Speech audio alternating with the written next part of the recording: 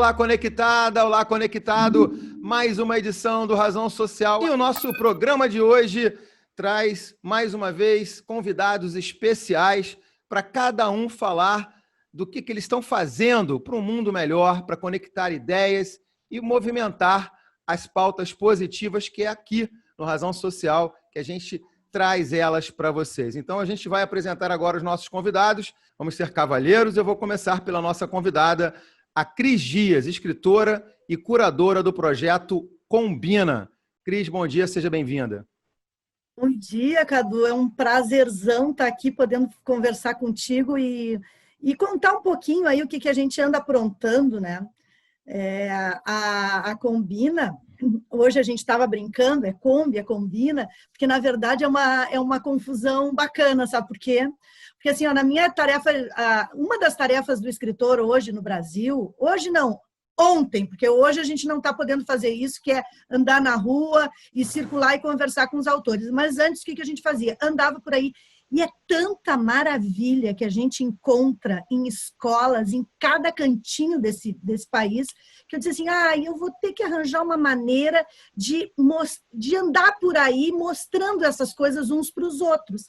Então, a ideia surge de transformar uma Kombi numa grande vitrine. Mas, Cris, espera aí, não conta tudo agora não, porque a gente tem muito programa pela frente, mas vocês já perceberam, ela tem um sotaque diferente, não é esse sotaque carioca que a gente tem. Você é da onde, Cris? Eu sou do Sul, eu moro em Porto Alegre. Mas bah! Então você é de Porto Alegre. Sou de Porto Alegre, nasci e vivo em Porto Alegre, embora eu circule aí por várias cidades do interior e em outros estados também, eu vivo em Porto Alegre, né? A minha sede hoje é Porto Alegre. E está conosco também aqui no Razão Social o rabino e escritor Newton Bonder, que a gente tem aqui o orgulho de tê-lo nesse programa especial, ainda, como vocês sabem, gravado remotamente. Então a gente dá o bom dia. Tudo bem, rabino? Seja bem-vindo. Ótimo, obrigado aí pelo convite. Bom estar com você, aí com a Cris, com o Flávio também.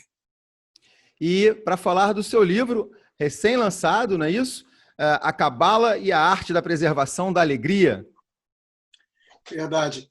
Na verdade, esse livro é um livro que faz parte de uma série que está sendo lançada pela editora Rocco. E esse é o terceiro livro dessa série. As séries elas têm 7 temáticas.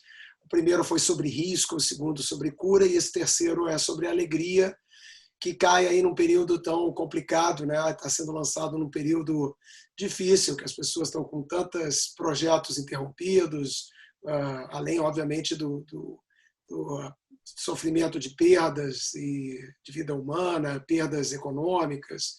Então, não foi uma coisa programada, mas é uma série e livros, tenho certeza que a Cris sabe disso, o livro é um trabalho de longo, né, que toma a gente, não é uma coisa que a gente faz rapidamente.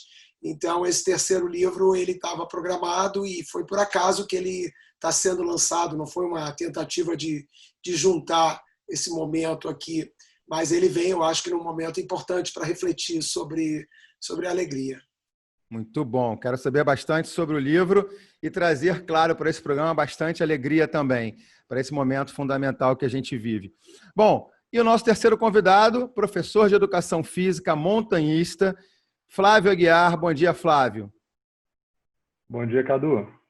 Seja bem-vindo. Muito obrigado. Obrigado pelo convite. Obrigado ao Marcelo, produtor do programa, pelo convite. É uma honra estar aqui no meio de tantas pessoas importantes que, para mim, de uma forma ou de outra, são referências. Newton Bonder, o trabalho excelente que a Cris faz no Combina. Poxa, Newton Bonder, ele não sabe, mas eu conheci o Iser há muito tempo atrás, desde aquela época. Ele já era uma figura icônica. Então, para mim, estar aqui junto com vocês é realmente uma honra. Muito bom. Eu tenho uma característica especial aqui, que é eu sou professor de Educação Física, eu já tive alguns projetos sociais, que isso aí é uma coisa que eu não te contei antes, mas que eu desenvolvi eu fui professor do município, né, do Rio, mas atualmente eu moro em Belo Horizonte há 3 anos.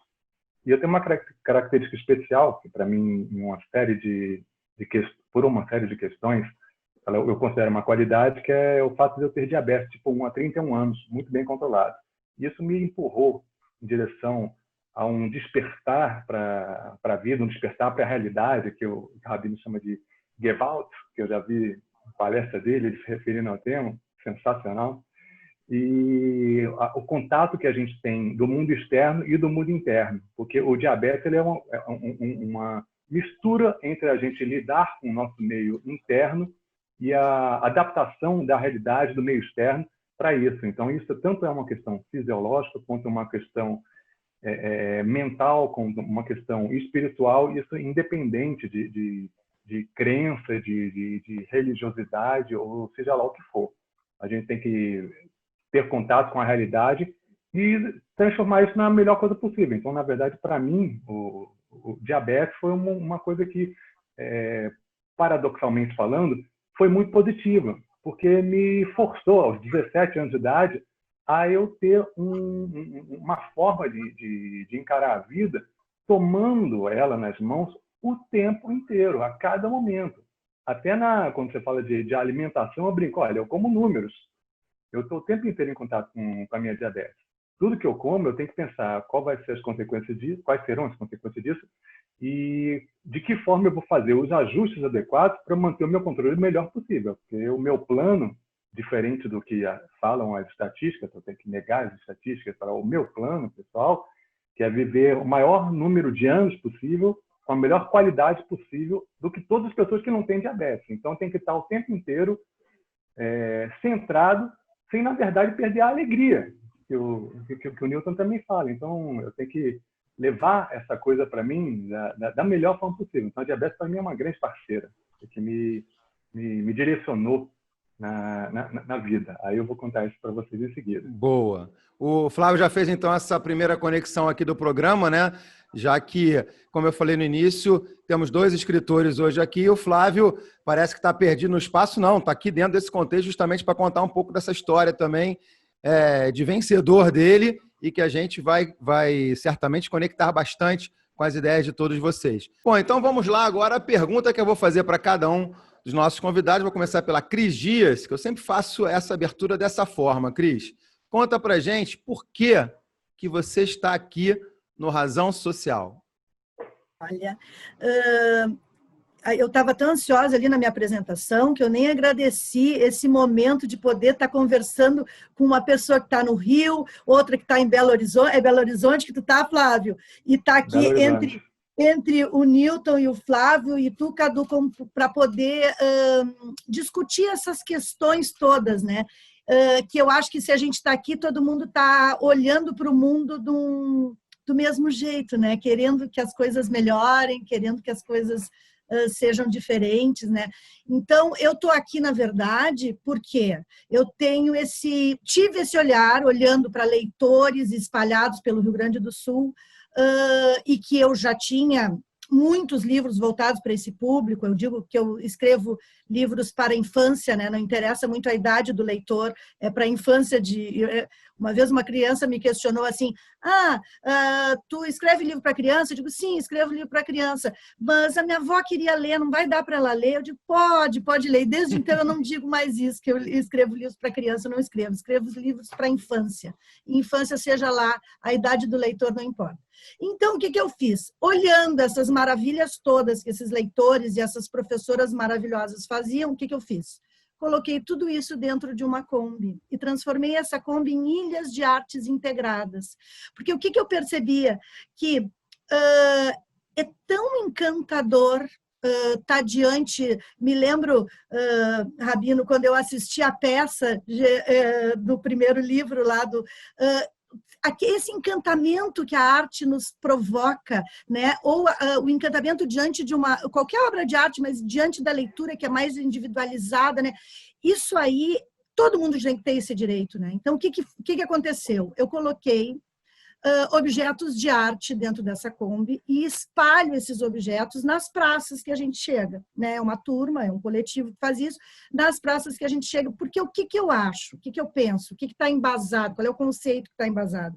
Que o brincar livremente, o estar envolvido livremente com algum objeto de arte ou algum objeto do brincar, aciona o mesmo botão da nossa humanidade, sabe? Então, esse acesso à arte, ele vai nos tornar pessoas melhores e mais capazes de enfrentar esse mundo e de ter empatia, né? De estar olhando para o outro. Então, essas ilhas se formam e elas são interativas pela própria natureza, né? Então, a gente chega, monta isso nas praças e as pessoas usufruem disso do jeito que quiserem, né? Então, isso a gente já circulou todo o Uruguai, assim, em 6 cidades do Uruguai, baixando e trocando experiências do Uruguai com as experiências do Rio Grande do Sul, que são locais que se entendem, né, em termos estéticos até, em termos sonoros, enfim, a gente tem uma musicalidade própria. Os dois moradores, tanto do Uruguai quanto do Rio Grande do Sul, a gente usa bar, né? Os dois falam bar, mas não é só isso. A gente já... Então, eu estou aqui por isso, porque eu gosto de ocupar as praças e colocar a arte na rua para que todo mundo possa usufruir dela. Olha, você está falando disso, me lembrou as minhas diversas coberturas à Flip, né? Em Paraty, em que é um espaço realmente super democrático e tem aquela praça principal ali em frente à igreja e é uma delícia, né? Quando eu acompanhei a Flip durante muitos anos pela Rádio MEC, onde eu trabalhei, e olha, era um bálsamo, você bebia na fonte, a questão de ver as crianças, os jovens, os idosos ali se divertindo, ali ouvindo contação de história, a árvore de livros, que ficou tão famosa a partir dali. Então, você falou tudo isso, eu falei assim, fui lá para Paraty, que a gente não sabe, inclusive, com essa situação da pandemia, provavelmente a Festa Literária Internacional de Paraty esse ano seja adiada ou postergada. Enfim, mas de qualquer maneira, é bem bacana. Eu quero ouvir mais um pouquinho também desse teu projeto. Combina! Agora está explicado o K do Combina com a Kombi. Agora está mais do que explicado. Então tá ótimo. Vamos lá. Rabino e escritor Newton Bonder, falar um pouquinho por que o senhor está aqui no Razão Social, claro, para o lançamento do seu livro, mas também dessa pegada, né, dessa série de livros que o senhor falou no início e principalmente da questão da alegria. Vamos lá. Então, essa série, ela na verdade, ela é um retorno, assim, de certa forma, aos primeiros livros que eu escrevia. No passado, eu fiz uma trilogia. Nunca tinha feito livros, só essa experiência que eu tive de livros em sequência. E foram basicamente meus primeiros livros, que se chamavam Cabala do Dinheiro, Comida e Inveja. Foram livros muito bem-sucedidos, isso há 32 anos atrás. Eu uso essa palavra, cabala, porque muitas vezes isso está associado na cabeça de todos a essa área mais mística. E já daquela época, lá atrás, eu usava muito mais como um conceito de interpretação, porque a origem desse estudo, que é milenar, era de como ler um texto. Na verdade, eu acredito que essa é uma das formações para escritores, para educação, e são muitos educadores que acham que se você educasse uma pessoa só a interpretar, você estaria dando a ela o subsídio mais importante para você ter na sua educação. Então, assim, lá atrás, eu de maneira muito intuitiva, usei essa tradição muito antiga, que ela, na verdade, é quase uma plataforma de compreensão de sistemas, né? Muito antiga, feita por sábios há 2000 anos atrás, mais até, mas eles tiveram uma ideia, uma sacação muito incrível, que era de tentar entender as coisas em vários níveis. Então, assim, eu fiz aquilo há 30 anos atrás e poucos anos, já faz uns 3 anos, eu sou convidado a ir para a Alemanha para um grupo que estuda sistemas. E lá, conhecendo um pouco esse trabalho, eu me dei conta que eu tinha feito esse uso, né, de maneira muito ligada a esse conceito de sistemas, e voltei um pouco encantado com isso. Eu fui fazer algumas aulas lá, mas eu voltei mais, digamos, inspirado até, e cheguei aqui e propus à editora fazer uma série que eram sobre várias temáticas, são 7 temáticas que eu tinha mencionado, essa especificamente da alegria, onde eu tento olhar a alegria numa plataforma, como uma plataforma para entender um pouquinho esse conceito que é tão fundamental na vida de todos nós, né? E a gente comentava num momento desse em que a gente está vendo as coisas difíceis, né? À nossa volta, de como é importante. E o livro usa a ideia de que o mais importante em relação à alegria é aprender a preservá-la, porque a alegria não é uma coisa que você obtém do lado de fora. A alegria ela não é uma conquista por sucesso, por benesses, por coisas que acontecem como a gente gostaria que acontecesse. A alegria é uma condição inata de todo ser humano, ela não é nem uma emoção. A gente até confunde isso, estou alegre, estou triste, como se fosse uma emoção. Na verdade, a alegria é uma disposição. Então, uma criança pequena, ela é alegre, pela disposição dela. Quando ela está rindo e está brincando, ela está alegre. Quando ela chora, ela está alegre. Porque a alegria ela é uma relação com as emoções, com o ânimo, com o desejo de viver as coisas intensamente. Por isso que uma criança é difícil de botar ela para dormir, enquanto que uma pessoa deprimida quer dormir o dia inteiro. Então, é interessante pensar essa temática, porque todo mundo acha que a alegria é produto das coisas estarem indo bem. E, na verdade, a grande questão da alegria é que ela é inata em todos os seres humanos, nós é que perdemos a capacidade de preservá-la, de mantê-la sem que ela seja, de alguma forma, adulterada, né? Que é os processos que a gente vai fazendo de tristeza crônica, que nos levam à melancolia, que nos levam à depressão. Agora, eu queria explorar um pouquinho mais o Rabino, porque o senhor falou esse olhar interno, né? E a gente que já lhe acompanha, que acompanha a sua obra, e inclusive na própria fala que o senhor fez no início, inclusive no próprio livro, né? Ele virou um documentário, A Alma Imoral. O senhor fala dessa introspecção, de olhar para dentro, de fazer mais reflexão. Esse momento de pandemia está servindo para a gente, ou para quem pretende fazer isso, né? Viver esse momento de reflexão, de introspecção e melhorar daqui para frente? Sim, por esse conceito do que eu estava tratando, alegria, o ano de 2020, esse ano da pandemia, ele não é um ano, digamos assim, para você ficar triste. Ele é um ano com muitas oportunidades de viver a vida intensamente, né? Que é, em si, a própria alegria. Eu vi o Flávio falando sobre esse momento de adversidade, de conhecer o que supostamente seria uma limitação. E ele, nem ouvi ainda a história direito do Flávio, mas assim já deu para entender que ele não perdeu a alegria dele, que ele tem realmente uma limitação, que ele tem que se confrontar com ela e ser muito cuidadoso e dar atenção. Não é uma forma de negar o que está acontecendo, né? Muito pelo contrário. É uma oportunidade que ele teve de conhecer a vida de maneira muito mais profunda, intensa. Então, assim, as emoções que uma coisa que seria vista como uma coisa ruim, uma doença, proporciona, devido a ele saber, deve ter qualidades aí no Flávio, que eu não estou lembrando de você daquela época lá de trás, Flávio, mas eu vi que você guardou uma palavra que é muito importante, eu já volto a ela. E o Flávio deve ter feito esse cuidado, ele deve ter essas qualidades de ser uma pessoa que sabe preservar a alegria dele, que sabe preservar o ânimo de viver, independente do que a vida vai trazer. E a vida, ela é assim. Muitas vezes eu uso até essa imagem. A gente, às vezes, quer comer uma fruta que não é da estação. Aí você fica sofrendo porque não tem aquela fruta no mercado e tudo mais. Ai, que delícia se tivesse.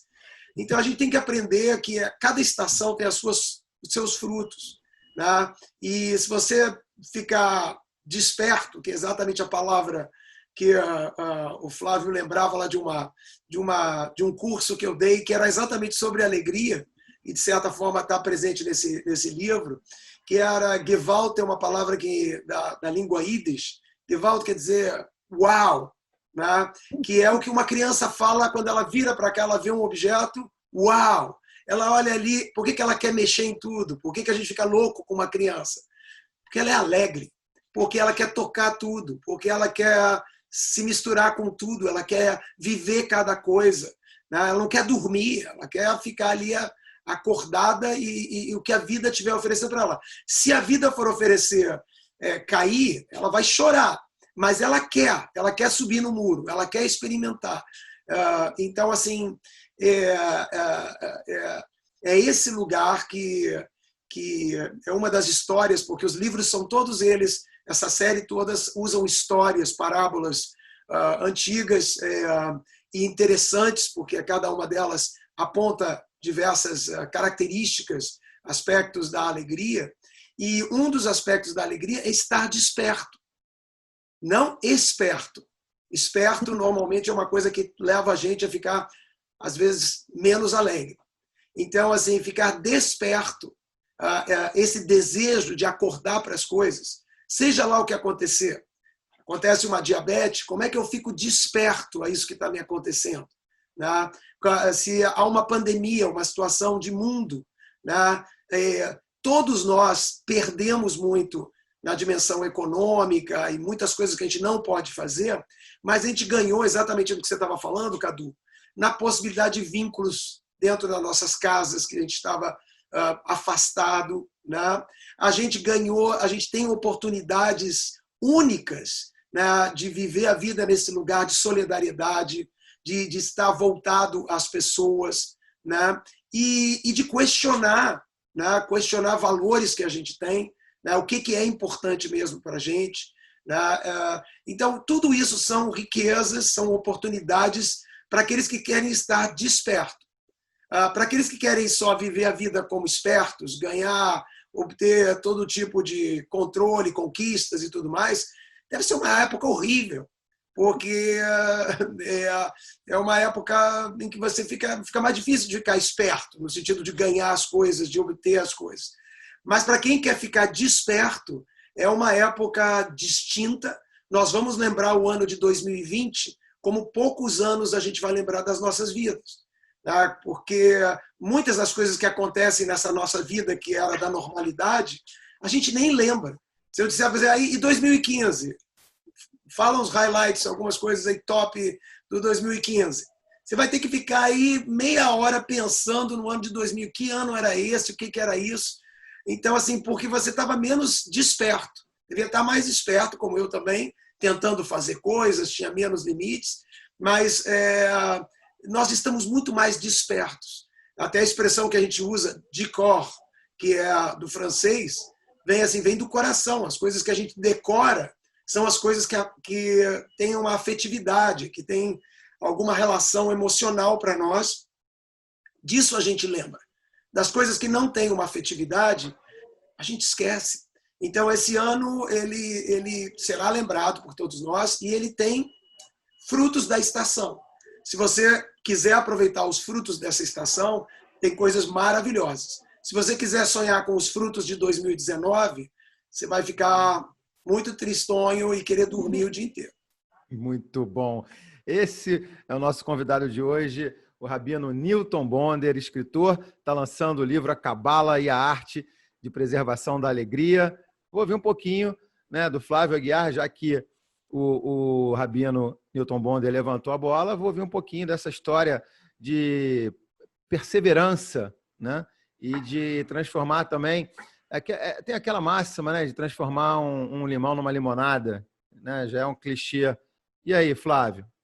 Pois no seu Cadu. caso, precisa ser uma limonada sem açúcar, não é isso?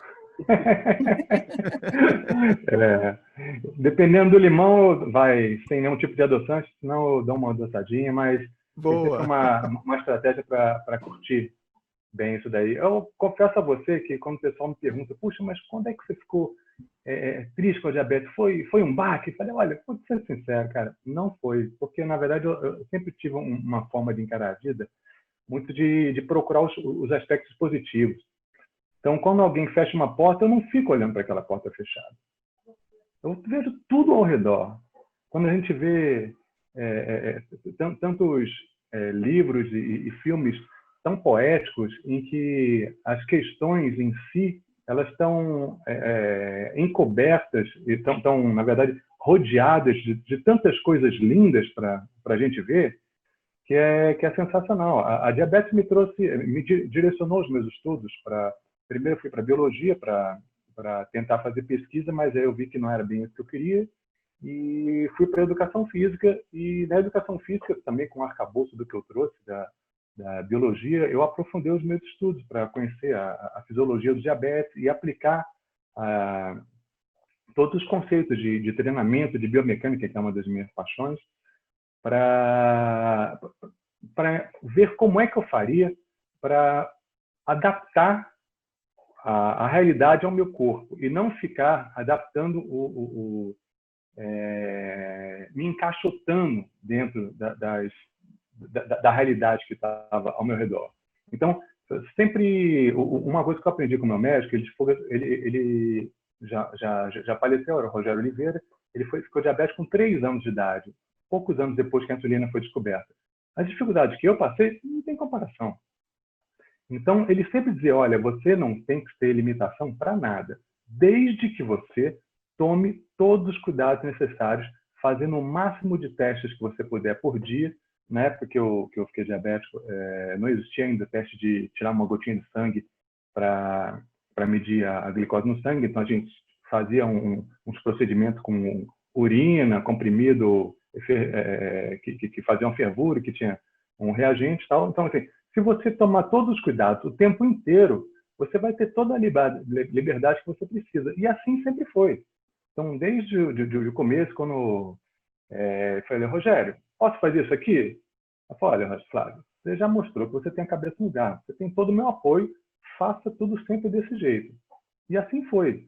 Então, eu fiz montanhismo por 25 anos, escalei diversas montanhas rochosas no país, fora do país, fui para Neve, fui para Concagua, fui para todos os lugares e sempre fazendo as minhas adaptações, porque tem a maioria das coisas que eu precisei fazer, ela não estava nos livros.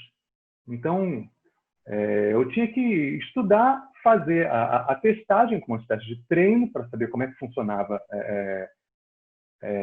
no dia a dia essas minhas adaptações, para saber como é que elas funcionariam se eu estivesse pendurado a 600 metros do chão, se eu tivesse que passar a noite pendurado, se eu tivesse que ir para a neve, se eu tivesse que correr maratona, passar dias fazendo atividades, como é que eu precisaria fazer para manter o meu controle o melhor possível, de tal maneira que eu não fosse punido mais adiante por um mau controle que depois me traria complicações de caráter vascular em diversas partes do meu corpo.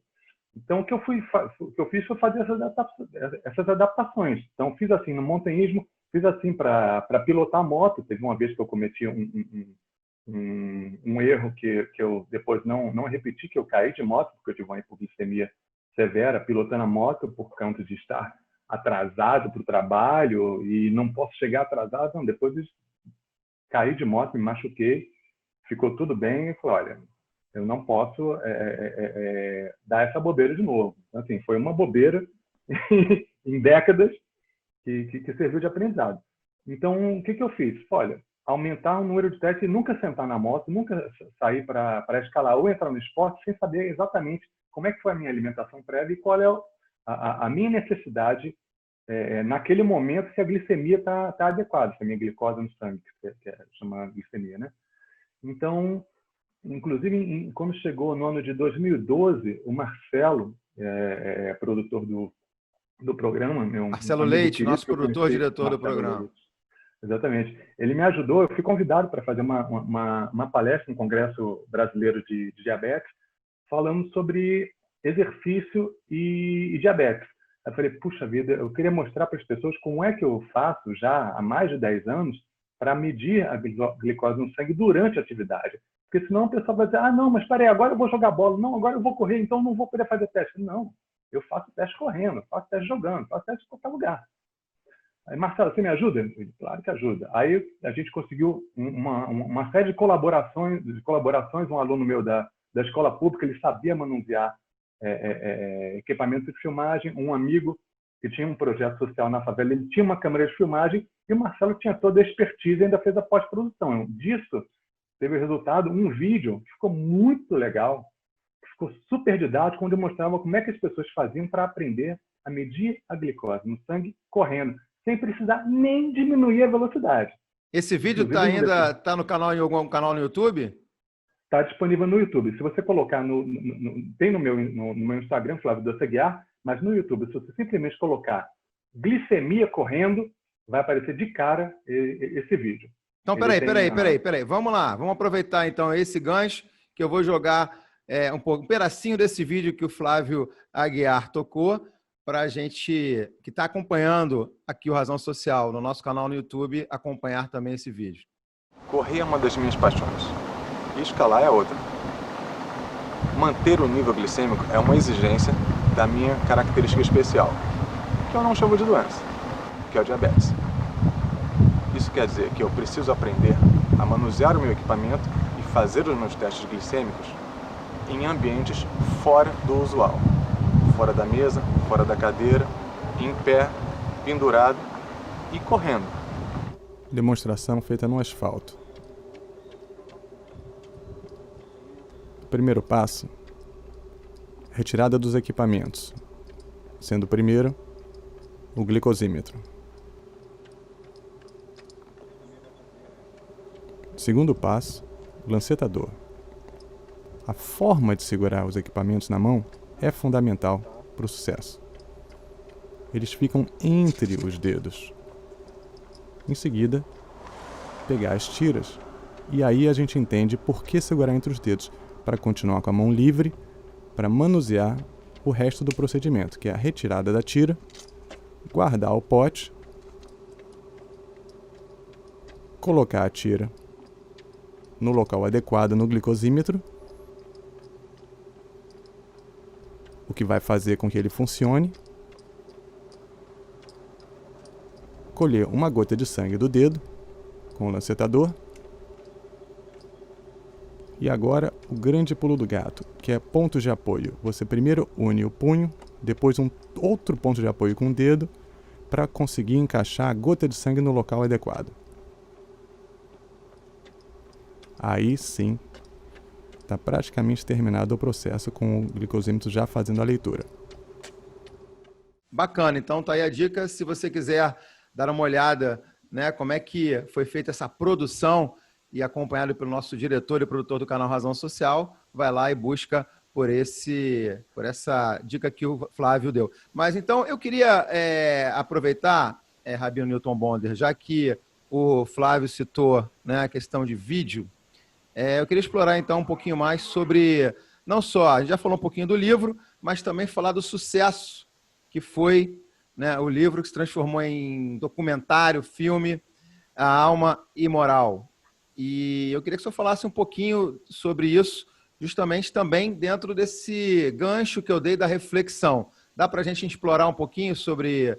E não dá para não falar com o senhor e não tocar nessa sua passagem de vida. Não, esse livro, ele foi adaptado para uma peça de teatro, que a Clarice Nisquier, uma atriz muito querida e excelente atriz, fez e virou um monólogo que teve grande sucesso. Estava em cartaz até o início da pandemia, por 13 anos. Ela estava em São Paulo, em cartaz em São Paulo. Um monólogo que não parou, ela há 13 anos que faz esse monólogo em cima do texto desse livro que se chama Alma Imoral e que agora, mais recentemente, com a direção do Silvio Tendler, do cineasta, documentarista importante aqui no Brasil, nós fizemos juntos. E cada um o livro é interessante porque, na verdade, acabou sendo uma experiência assim, de migração de mídias, que para mim, que sou escritor, normalmente estou mais ligado em escrever, foi muito interessante participar da adaptação para teatro e agora esse momento para o cinema, que é um longa-metragem, na verdade um road movie, são entrevistas que a gente faz em vários lugares em torno da ideia da alma moral. No livro é um livro mais filosófico, com uma pegada mais desse pensamento mais no sentido filosófico mesmo. Na peça ele tem um olhar mais psicológico, mais interno do ser humano, como a gente vive as nossas questões, e no filme tem uma pegada mais política. Mas nos três, a ideia ali é um pensamento sobre esse aspecto importante da evolução humana. Eu acho que isso também tem uma conexão com os tempos que a gente está vivendo, onde nós todos estamos nos perguntando o que vai ser quando terminar tudo isso, que tipo de mundo a gente vai encontrar na outra margem aí da Covid-19. E a gente sabe que a gente está fazendo essas perguntas não só porque, claro, é muito difícil tudo que a gente está vivendo, mas a gente já viveu, se você olhar, temos até já na época da fotografia, fotografias daqueles que viveram a gripe espanhola e viveram esses 2, 3 anos para eles. Talvez a gente tenha isso tudo diminuído, se Deus quiser, por conta de uma vacina mais rápida. Mas é de ver que eles viveram tudo isso, saíram disso e a vida continuou o seu caminho. Só que nós sabemos que nós estamos num lugar muito diferente. Além das questões dessa pandemia, nós temos o ser humano com vários desafios planetários, de sustentabilidade, de tantas questões que estão demandando do ser humano um movimento evolutivo de adaptação a um mundo que nós criamos e que no qual nós não conseguimos viver nele, à medida que ele está sendo a uma deteriorização dele. Então, a Alma e Moral, o texto falava muito sobre isso, sobre o ser humano ter coragem de sair desse lugar, da zona de conforto, e ir para o que eu chamava de imoral. Imoral é um lugar diferente dos padrões que a gente já tem. Tá? Então, tudo que é fora dos padrões que a gente já tem, que é a moral, é vista como alguma coisa imoral.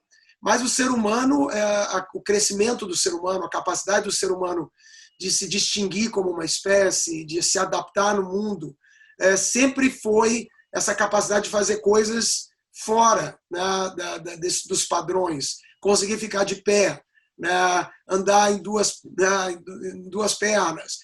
Tantos movimentos que o ser humano fez que são dessa coragem, que também existem perigos nessas aventuras. Flávio, que é montanhista, sabe disso, que a aventura ela é uma coisa maravilhosa e sem aventura não há alegria, mas tanto a criança quanto o montanhista sabem que você tem que ser muito cuidadoso, que esse mundo demanda você aprender a lidar com ele e respeitá-lo e ser parceiro, nunca ficar desafiando o mundo nesse lugar de soberba. Né? Você tem que ser um parceiro de subir uma montanha, parceiro das aventuras que você faz, e o mundo vai te carregar. Né? Eu sempre digo que quando você tem o espírito correto da aventura, você para pedir carona e para um carro e te dá carona.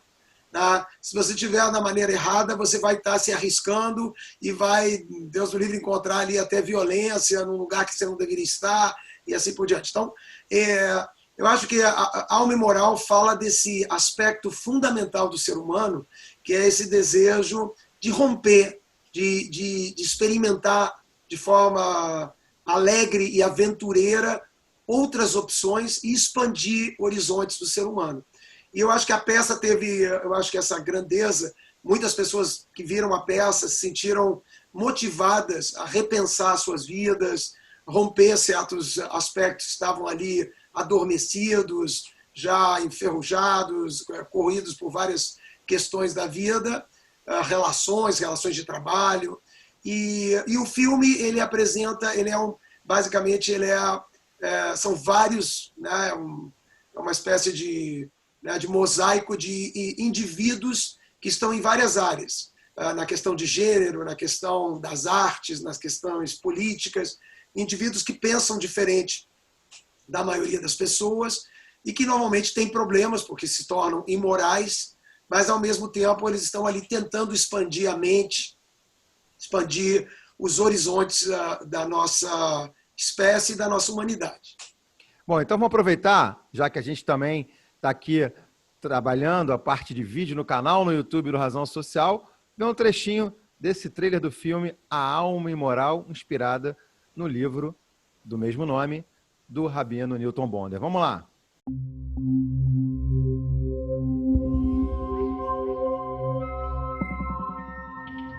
Há um olhar que sabe discernir o certo e o errado.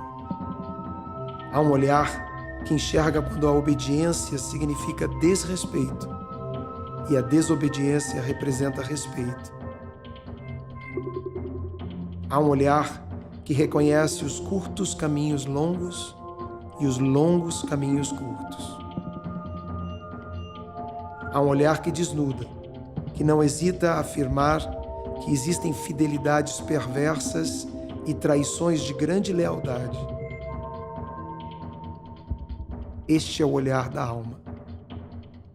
Este filme é sobre as almas imorais, pessoas do nosso tempo que, da minha tribo e ao mesmo tempo com uma dimensão universal, representam este esforço por expandir as fronteiras da nossa consciência e produzir a possibilidade de um futuro melhor.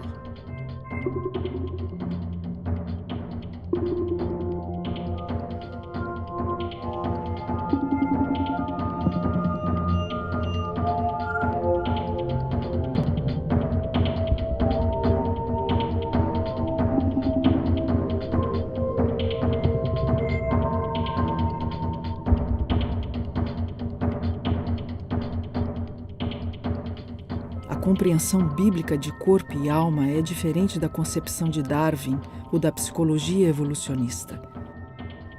Ela inclui uma outra dimensão da missão animal além da procriação, sua natureza transgressora. Is that sometimes the system can't correct itself. And the only thing that corrects it are brave and dangerous actors who do what's good, and so they jump over the river and do what they must. And then they build the bridge backwards over the river, and then everyone can crawl it.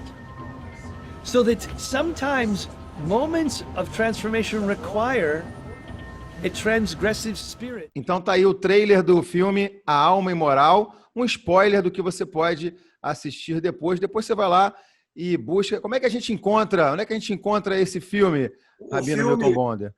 O filme, Cadu, está disponibilizado gratuitamente no YouTube. Desde que começou a pandemia, ele fez circuito ano passado e a gente disponibilizou no YouTube. Basta botar Alma Imoral e o filme está lá, longa, bem bacana. Imperdível para você que está nesse momento aí em quarentena e ainda em distanciamento social, você que pode estar e acompanhar aí esse filme que é realmente impactante dentro de toda essa jornada que a gente precisa refletir sobre ela. Mas faltou alguma coisa para a gente comentar aí do seu livro e aproveita, lógico, faça aí o dever de casa divulgando quando é que vai ser o lançamento, como é que é o lançamento, a editora, o espaço é todo seu, Rabino. Ótimo, Cadu. O livro está sendo lançado agora na terça-feira, dia 7, e vamos fazer, obviamente vai ser um lançamento virtual, pelas condições que a gente está vivendo. Nós vamos vai haver uma live às 20 horas, basta entrar no @submarino no Instagram, que é o Instagram do Submarino, e o jornalista Arnaldo Bloch vai estar conversando, me entrevistando sobre o livro. Isso vai das 20 até as 21. Quando terminar a live, nós vamos então migrar para um encontro de Zoom, que vai ser uma espécie de fila virtual de autógrafos. Olha isso! Então, a gente vai estar lá com a reunião do Zoom e todo mundo vai poder vir. E a gente vai estar ali, vou passar alguns segundos com cada um que tiver nessa fila de autógrafos. Alguns conseguiram comprar o livro já com autografado, que a Submarino está vendendo, mas vai ser uma maneira de ter, além da live que vai ser sobre o tema, vai ser um momento de também de estar com as pessoas, né? E como a gente faz uma fila de autógrafos, que o mais interessante da fila de autógrafos é reencontrar pessoas ou ter um momento ali. Então a gente vai tentar reproduzir isso de forma virtual vai ser assim. Nesse Bacana. próximo dia 7, às 20 horas, Instagram do Submarino. E as suas redes sociais, a gente encontra o senhor onde? Eu tenho uma página que ali tem todas as informações dos meus livros, meus trabalhos. Eu tenho algumas coisas também na área teatral e estou fazendo agora um trabalho com a Débora Coker na área de dança. Então, está tudo na minha página, é www.newtonbonder.com.br. E tem o Instagram, Newton Bonder. Estou no Facebook também como Newton Bonder. Estou aí nesses territórios que todos têm que agora habitar. Boa. E só lembrando que tem uma pessoa que mandou um abraço, já que ele soube que eu ia lhe entrevistar. Aliás, duas pessoas, um casal muito querido, que é o meu irmão, Renato Freitas, e a Camila Goldberg, que eu tenho certeza que estão aí acompanhando o nosso programa de hoje, acompanhando o senhor. Estarão certamente no lançamento virtual do seu livro. Viu, o Rabino? Agora, vamos lá. Aliás, botafoguense, não é isso? Botafoguense. Eu sou gaúcho, que nem a Cris. Eu vim para o Rio aos 6 anos, por isso que eu não tenho esse sotaque tão marcado. Assim, apesar de que os que me conhecem sempre dizem que eu tenho, eu não reconheço. Mas, então, de lá, Grêmio, aqui, Botafogo. Então, agora, eu quero fazer a pergunta, Rabino Newton Bonder, que eu vou fazer depois, no segundo bloco, aos nossos outros dois convidados, a Cris Dias e ao Flávio Aguiar, mas nessa despedida eu queria fazer a pergunta para o senhor. Então, vamos lá. Rabino Newton Bonder, fala para gente qual é a sua razão social. A minha razão social é o próprio título que eu tenho, né, que é Rabino, que quer dizer, em parte literalmente quer dizer mestre, mas a função maior é a de conectar as pessoas, né, no sentido de comunidade. Que hoje nós vivemos, e a gente está vendo isso agora nessa pandemia, nós vivemos acreditando que a gente é cidadão por um contrato social. Claro que a gente tem a nossa Constituição, que é fundamental para todos nós, mas existe uma outra dimensão comunitária que a gente, infelizmente, até tem perdido muito, é uma questão planetária, que é essa sensação da gente se sentir responsável um pelo outro, e que eu acho que é esse elemento tão importante que conecta as pessoas, não se sentir conectado por direitos e deveres, que são, obviamente, a nossa forma de regular as nossas relações, mas se sentir literalmente responsável pelo próximo, como a gente se sente por um familiar, por uma pessoa que é muito querida. A gente tem que aprender a estender isso, é isso que o mundo vai precisar evoluir, falta ainda bastante, infelizmente, da gente ter uma relação que não é só dessa cidadania, mas é a de sermos verdadeiramente uma comunidade. A arte da associação, que é exatamente uma das formas que a Declaração da Independência Americana fala sobre o desejo, essa utopia humana de aprender a se associar um com o outro. Eu diria que o Rabino, a minha função e a minha razão social é essa, tentar produzir um senso de comunidade entre as pessoas. Olha, Rabino Newton Bonder, muito obrigado pela sua participação aqui no Razão Social. Desejo o maior sucesso, mais uma vez, no seu lançamento, né, nos seus projetos. Tenho certeza que será. Lembrando, então, que dia 7 tem aí o lançamento virtual do livro A Cabala e a Arte de Preservação da Alegria. Foi realmente um prazer tê-lo aqui, tenho certeza. Vou deixar, inclusive, a Cris e o Flávio se despedirem do senhor. E até breve. Certamente a gente vai se encontrar, não mais virtualmente, mas presencialmente, muito em breve, Rabino. Então, vou deixar a Cris... Eu agradeço a Cadu e a Gazu, também ao Marcelo, e também a Cris, que eu acabei não ouvindo mais sobre. Eu vou procurar você para conhecer o projeto, muito lindo aí pelas terras que eu conheço. Meus pais são de Passo Fundo, Cruz Alta, dessa região toda que você deve conhecer muito bem aí com a tua Kombi, né? Então, vou procurar para conhecer, porque parece um trabalho muito lindo aí, muito de base, de coração. Parabéns por tudo isso aí. E Flávio também, muito... Infelizmente, não poder estar aqui para conhecer mais, assim, mas vou olhar. Deve ser incrível esse vídeo e essa maneira com que você ensina as pessoas a estar vivendo a vida com alegria e de forma positiva, como você diz. Eu estou muito feliz aqui de ter podido ouvir sobre o lançamento e sobre todos esses ensinamentos, porque, na verdade, isso aqui não é propriamente um encontro, é uma aula que a gente está tendo assim, de reencontro e de possibilidades. Né? Então, muito obrigada por estar aqui pertinho, né? E agradecer ao Cadu de ter proporcionado esse encontro aqui, ainda que distante, bem próximo. Né? Hilton, olha, que prazer te ver assim de perto.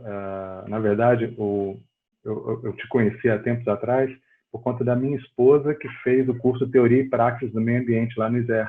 E tivemos a sorte de assistir uma palestra sua lá na ocasião, e desde então eu já sabia que você era uma grande referência dessa coisa de interconectar as pessoas muito antes do que se falava de internet. Então, essa capacidade de pegar pessoas de diferentes vertentes, diferentes linhas de conhecimento ou de olhar religioso, mas fazer essa conexão é uma coisa muito rica. Então, eu não sou uma pessoa religiosa, mas me considero espiritualmente bem desenvolvido, e eu acho que para mim é um grande prazer ter podido participar desses breves momentos com você.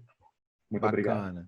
E, Rabino Newton, depois a gente manda... Primeiro, eu quero agradecer a sua assessora, Estela de Andrade. A gente vai mandar para ela depois o nosso podcast, e aí você vai poder ouvir, como todas as outras pessoas também, a segunda parte do programa e se deliciar também com os projetos, com o projeto da Cris, e mais papo aqui com o Flávio Aguiar. Muito obrigado mais uma vez, um ótimo domingo.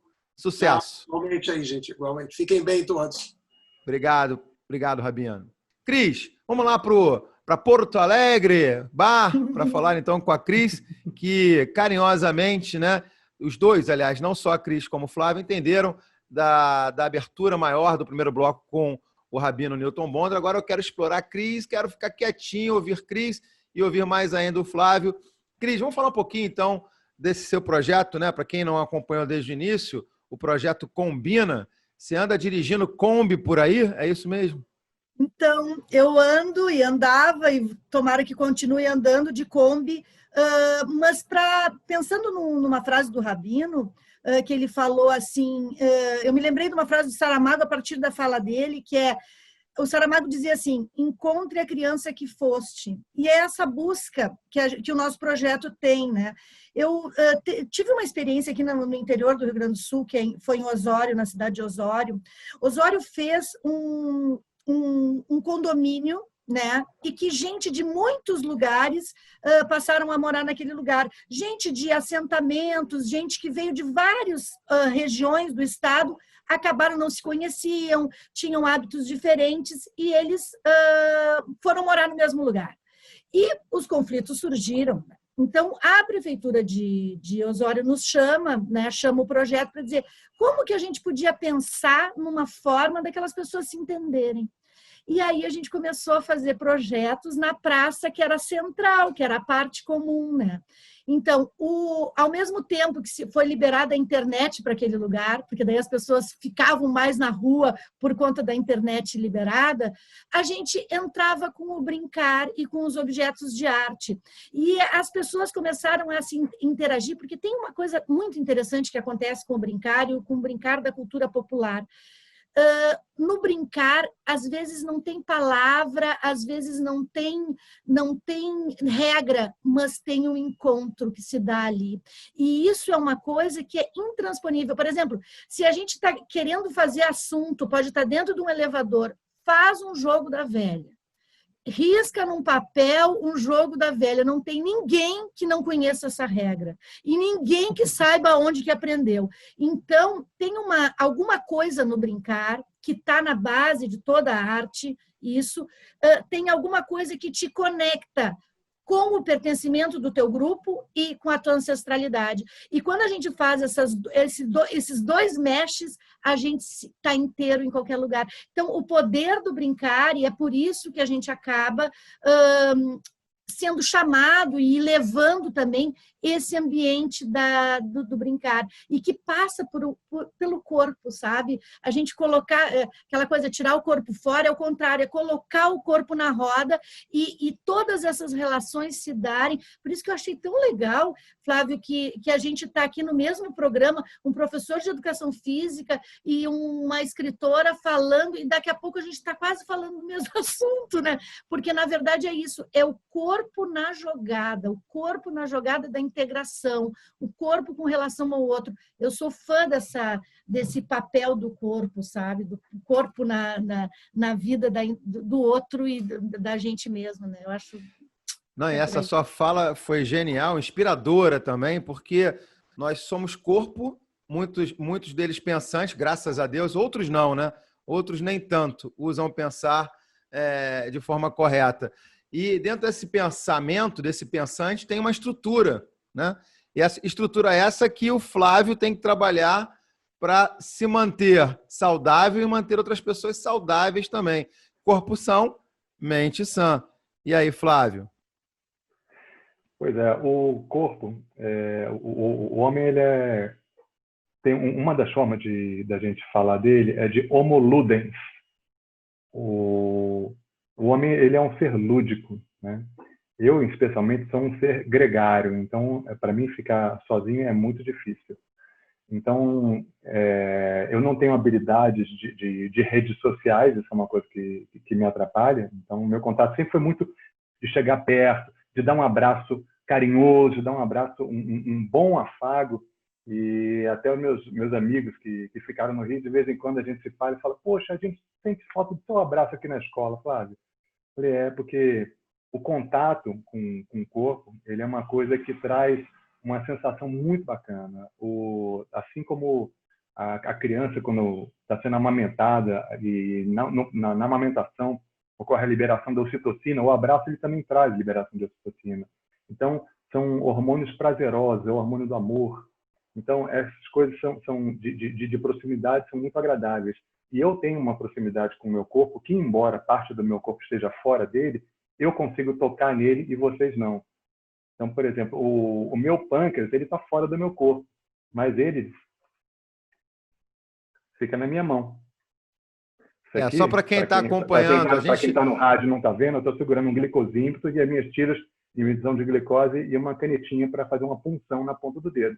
Eu tenho vários desses aparelhos, então cada um deles é uma forma do meu pâncreas. Então, cada vez que eu uso esses aparelhos, embora a mãe, quando uma pessoa está recém-diagnosticada, ela sofre. Ai, uma agulhada, meu filho. Isso deve doer. Na verdade, ô, Flávio, deixa eu só te interromper rapidinho. Para quem está ligando no rádio agora, está acompanhando a gente também através dos outros canais, só para pontuar que você, né, eu te apresentei como professor de educação física e montanhista, mas você também está aqui por ser diabético, né, e lidar muito bem com a sua diabetes, e está aí comentando exatamente essa questão do seu pâncreas estar do lado de fora, que as pessoas não vão entender nada que estão ligando no rádio agora, então, só para a gente poder contextualizar. Então segue aí, Flávio, desculpa te interromper. Ele está em pleno transplante. Não, uma vez o meu... É uma aula de medicina. Não, calma, gente, calma. É só uma figura de linguagem. Na verdade, assim, quando o meu médico, que já falecido, ele escreveu não foi o primeiro livro dele, mas o primeiro livro que tinha uma abordagem mais técnica, ele pediu para pacientes dele escreverem artigos contando um pouco como é que era a relação deles com a diabetes. E eu contava sobre como é que tinha sido a minha primeira experiência no montanhismo. Hoje em dia, o que eu mais faço, na verdade, é corrida, maratonas. Mas como é que tinha sido essa experiência? E eu chamei o título desse texto de Com o Pâncreas na Mochila. Então, o pâncreas é o órgão do corpo que produz a insulina. A insulina é o hormônio responsável por colocar toda a glicose que está na circulação e que vai para a circulação através da alimentação que a gente tem, que é transformada em energia e fica lá a glicose circulante no sangue, ela vai ficar no sangue e ela não vai entrar para dentro das células se não houver o hormônio insulina. Então, o corpo precisa da insulina para isso. Então, por isso que os diabéticos precisam tomar insulina. O diabetes, especialmente o meu tipo, diabetes tipo 1, que não faz nenhum tipo de de produção de insulina. Tem um outro tipo de diabetes que é uma outra característica, que as células são meio míopes. Elas só não enxergam a insulina que está ali presente. Então, de uma certa forma, o que eu tenho que fazer? Eu tenho que tomar insulina e fazer todos os cálculos de alimentação e de gasto de energia que eu faço nos exercícios para que eu me mantenha metabolicamente equilibrado e possa fazer o que eu quiser. Então, para onde quer que eu vá, eu simplesmente preciso me adaptar. Então, assim eu fiz com todas as atividades. Então, por isso que eu fui para pegar menos 25 graus no Aconcagua, com mais um grupo de outros diabéticos montanhistas, todos com um bom senso de aventura e sede de sentir a vida, de fato, de tomar a vida nas mãos e não esperar vir uma dose, uma colher de sopa com um pouquinho de vida, dizendo, olha, toma isso aqui agora. Não, a gente optou por pegar o nosso conhecimento prático de diabetes, estudar a diabetes, e isso é uma das coisas que eu fiz para me especializar, e poder utilizar as ferramentas da medicina e fazer uma coisa que eu chamo de inteligência pancreática, que é desenvolver uma expertise e fazer essa idiosincrasia, fazer adaptações do que muitos médicos não acreditavam ser possível, e hoje em dia esse conhecimento ele vem se desenvolvendo para que as pessoas tenham muito mais vida para si. Porque, na verdade, a diabetes ela pode ser muito limitante. Mas a questão que até o próprio Newton Bonner estava falando no primeiro bloco, tem uma questão que é da didática, que é uma vivência de sucesso. Uma pessoa que tem uma vivência de sucesso no esporte, uma vivência de sucesso no projeto de educação, ela quer continuar aquele processo, porque a vivência de sucesso é o que dá prazer, é você sentir, eu consigo, é o empoderamento da pessoa. Então, quando a gente consegue levar essa informação para as pessoas, isso é uma coisa que eu fiz em diversos lugares, as pessoas se sentem libertas e conseguem sentir alegria e parar de temer ou de negar. Porque, para grande parte da população, é difícil ter acesso a medicamentos. Mas muitos têm acesso a medicamentos, mas essa questão não está bem trabalhada internamente. Então, a questão é como é que ela faz para aceitar e fazer a sua adaptação para que ela não tenha a vida colocada numa colher dizendo, você quer agora um pouquinho? Não, para que ela consiga desenvolver essa autonomia e poder usar isso no seu dia a dia e ganhar essa liberdade e partir para a vida. Então, hoje em dia tem vários projetos que fazem isso. Então, o meu contato com diversas pessoas de diversos lugares, inclusive amigos lá do Rio Grande do Sul, de Porto Alegre, onde tem o Instituto da Criança Diabética, com o professor de Educação Física Winston Boff, onde tem, em Passo Fundo, tem um acampamento da criança diabética, com meu querido amigo Thiago Fritz, um endocrinologista lá, que me levou a convite para lá para conhecer o projeto, e eu palestrei para as crianças. Que coisa maravilhosa que tem isso. Em São Paulo tem a ADJ, que é a Associação Diabetes Brasil, que antigamente era a Associação dos Diabetes Infantis Juvenis, que eu conheci em 1997, quando corremos, primeira vez que a gente juntou um grupo de corredores diabéticos para correr junto como um grupo a corrida de São Silvestre. Aliás, você tem um grupo, né? Você tem uma equipe de corrida só com pessoas diabéticos, não é isso? Eu faço parte de um grupo de corredores que pega o país inteiro, e nós já participamos de projetos internacionais. Esse grupo é o Diabetes e Desportes. Você pode, inclusive, procurar isso nas redes sociais, Diabetes e Desportes mesmo, escreve um pouquinho diferente. Mas a gente, inclusive aos domingos, nesse domingo, aliás, hoje à noite vai ter às 19 horas, a gente vai fazer uma live de uma corrida de 281 quilômetros que nós corremos em revezamento, a gente foi alternando corredor. Eu e os 4 outros fundadores do grupo fizemos essa corrida tem alguns anos, foi em 2015, se não me engano, 2016. E cada um tem seu estilo diferente de tratamento, e cada um tem a sua adaptação. Então, a gente se conheceu, criou esse grupo e desde então começou a aglutinar pessoas. E tem outras pessoas que desenvolvem outro projeto. Inclusive, em São Paulo, tem o Correndo pelo Diabetes, que atualmente é o grupo que mais está aglutinando outras pessoas e projetos que desenvolvem o trabalho, inclusive com a pegada social. O pessoal acabou de conseguir levantar, em pouco mais de um mês, quase 15 mil reais para comprar cestas básicas. O projeto é de São Paulo, mas conseguiu cestas básicas para famílias com diabetes tipo 1, que estavam passando dificuldades por conta da pandemia. Só que essas pessoas são do Rio. E o projeto é de São Paulo. Então, na verdade, ele está aglutinando o país inteiro. Assim, eu não sou gestor desse projeto, sou um head colaborador. Então, aqui, ó, a blusa do Tem a do camisa projeto. que ele está mostrando aqui, para quem está acompanhando a gente no YouTube, uma camisa do grupo Correndo, é isso? Fala para a gente, Flávio. Correndo pelo Diabetes. É um projeto fundado pelo Bruno Helman, de São Paulo, um garoto espetacular, todos diabéticos. Cada um tem seu Instagram, tem a sua pegada. A galera que eu tenho muito conhecimento, mas assim, de Instagram eu sou ruim, de rede social eu sou ruim. Então, eles estão decolando isso aí na internet. Aí, e no Rio, só para completar esse plano, eles conseguiram fazer parte da organização de uma colônia com um médico do Rio, Rodrigo Siqueira, que fez a Colônia Azul. Então, assim, essas diferentes colônias têm um acampamento da diabetes em São Paulo, que é genial, que tem há mais de 3 décadas, assim como tem esse projeto lá de Passo Fundo. E aqui em Belo Horizonte tem o Diabetes Weekend. E aqui em Belo Horizonte eu participo já com colaborador, já desde 2010, do projeto Volta Monitorado da Pampulha, que aqui tem uma corrida, que é a corrida famosa, que acontece sempre em dezembro, que é a Volta da Pampulha.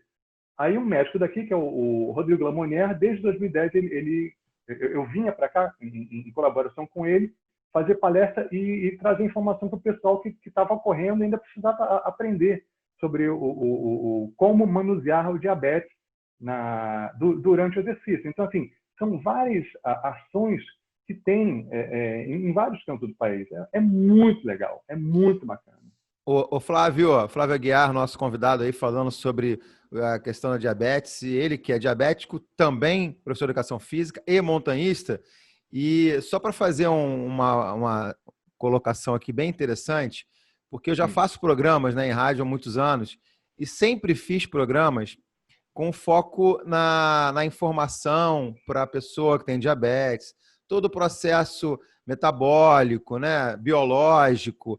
E você hoje está trazendo uma temática que poucas vezes eu toquei nesses anos todos que eu faço rádio e jornalismo, que o Razão Social está proporcionando para a gente, que é falar desse tipo de ações que conectam pessoas que têm a doença para desmistificar essa situação que elas vivem, né? E que você falou desde o início do programa, que o nosso convidado também, o Rabino Newton Bonder, falou, que é a questão de viver com alegria, independente da situação que for, né? Ou que seja.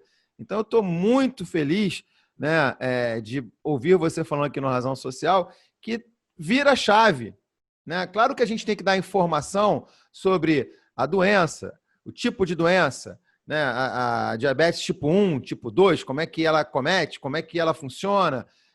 Mas tudo isso que você está falando aqui para a gente traz uma esperança de que tem muita gente que vai ouvir a gente, vai poder se conectar com esses grupos.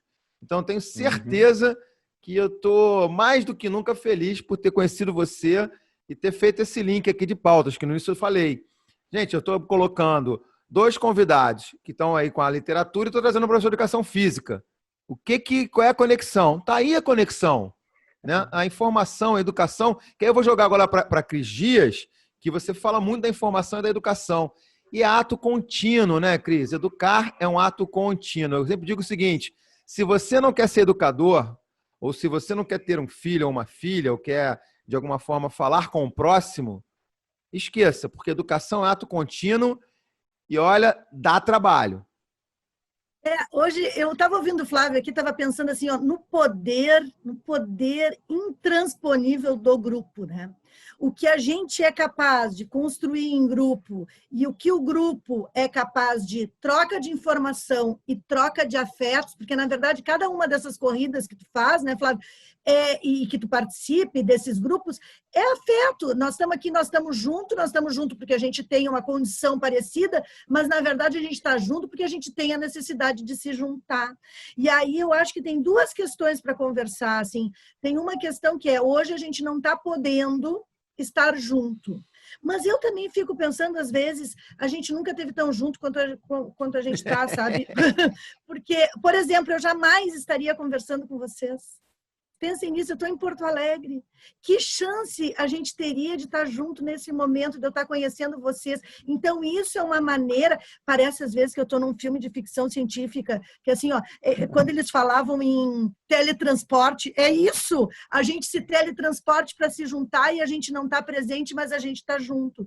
Né? E aí me lembrei de uma experiência que eu tive uma vez com a Combina, que era o seguinte, eu encontrei jovens, adolescentes, assim, que estavam naquela idade de 14, 15 anos, e eles não tinham nem diabetes, nem nenhuma outra doença do corpo, mas eles tinham uma solidão tremenda. Não sei se até pelo uso excessivo das redes sociais, não sei. Cada um tinha suas funções, assim, os seus motivos. E daí, o que aconteceu?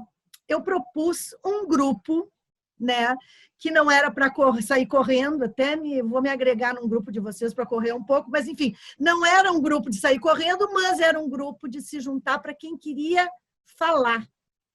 E não era terapêutico, era falar o que quisesse, não tinha julgamento, não tinha limite, era falar. E dessas falas surgiram escritas. E dessas escritas a gente originou um livro. E sabe que nome que eles deram para esse livro? Eles chamaram esse livro de Revolução Falada. E aí eu comecei a me dar conta que o poder do grupo, o poder do encontro e o poder da palavra e da possibilidade de ser ouvido. E que, no final das contas, tu tá lá num grupo falando do teu drama com a diabetes, que pode não ser, pode deixar de ser um drama diante do drama do outro, e a gente pode construir alguma coisa não dramática dentro de uma situação. Porque tem um negócio, eu não sei se vocês já leram um livro do Rui Castro sobre o Rio de Janeiro, e aconteceu uma coisa maravilhosa no Rio de Janeiro, porque eu sou muito encantada pelo Rio de Janeiro por duas questões. Porque eu sou botafoguense, tenho que dizer isso, depois eu explico por quê. E porque Você também? Eu tenho, sabe por quê? Porque eu não gosto desse negócio de ganhar e de perder, e o Botafogo termina com essa dicotomia, não é maravilhoso isso? A gente não precisa se preocupar. Não se precisa se preocupar, mas então eu sou botafoguense, e além disso eu amo o carnaval. E para mim o pior da pandemia não é a distância, não é nada disso, corre risco de não haver carnaval, né? Então, corre risco grave. Hoje, aliás, se encontrou para ver, eu nem sei o resultado da reunião. Mas o que acontece? Olhem o que aconteceu na gripe espanhola, que também o Rabino mencionou, e que tem a ver com grupos, e tem a ver com alegria, e tem a ver com palavra. Quando os primeiros marusos chegaram da Europa, depois da Primeira Guerra, as pessoas começaram a tossir no Rio de Janeiro, não sabia o que se tinha, o que é que estava acontecendo, e as pessoas começaram a adoecer, e foi dramático, porque as pessoas morriam. Diz que tem uma cena que o noticiário da época reserva, que é uma mãe já em decomposição e uma criança sendo amamentada, tinham cocheiros que morriam levando os corpos para o cemitério, e morriam no meio do caminho. Foi uma tragédia. Até que teve um momento que tinha tanta gente infectada que todos começaram a tossir. Diz que o Rio de Janeiro era uma sinfonia de tosse. Num momento em que já havia tanta circulação do vírus que não houve mais mortos por conta disso. Sabe como é que o Rio de Janeiro reagiu? Teve um carnaval, gente, que começou em novembro e só terminou em março. E a indústria se adaptou, a indústria que trabalhava com papel passou a fazer confete, a que trabalhava com tecido passou a fazer fantasia, e as pessoas fizeram uma grande festa. E eu acho que é o poder da festa e o poder da festa popular e o poder dos encontros, sabe? E na impossibilidade do encontro físico, a gente encontra pela arte e outros encontros. Por exemplo, quando essa gurizada fez esse livro, eles estão se encontrando ali. E provavelmente é um jeito de buscar.